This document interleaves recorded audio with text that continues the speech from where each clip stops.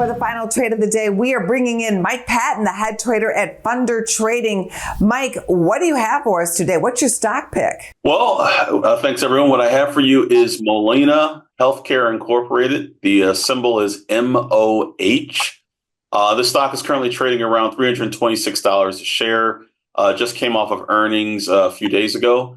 And looks like there's some good upside potential. It actually had taken a tumble earlier, but after earnings, it's actually recouped all of its losses based on the good news that they got out for earnings. So right now, I see some significant upside for the stock. Looking at it right now, we see about somewhere around a projected price maybe of $373 to maybe $385 a share in the next 6 months or so. Earnings are definitely solid. They're seeing very good earnings growth. Profitability is up. So the metrics look really good on this company. But let's talk about downside as well.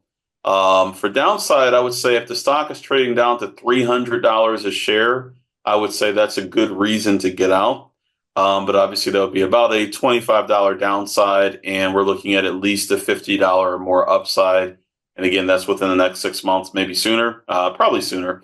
But it looks like a great opportunity right now, so hopefully it works out. What are you seeing in the stock market ahead of the election? I don't think we're going to see all-time highs until sometime after, because the market has been consistently moving up to the top of a range it's been in for the last 3 weeks, and then it sells off, at least for the NASDAQ.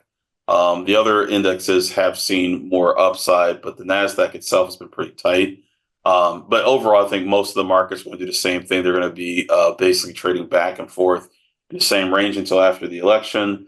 And then after that point, there's still other things to consider going into the end of the year. But I do think that's the most important thing. So I just feel like the market's just waiting to see which economic policies are going to come into play. I would say, if Trump is elected, then we would look for probably energies companies to do well, since usually oil and gas is more something he's supportive of, where on the other side, green energy will continue to see some momentum, as an example, if Harris is elected. So I think the market's just waiting to see which way things fall, and then they'll just make their final adjustments. I'm sure they've already factored in the different risks and rewards. So we'll see what happens once it happens. We shall see indeed. Thank you, Mike.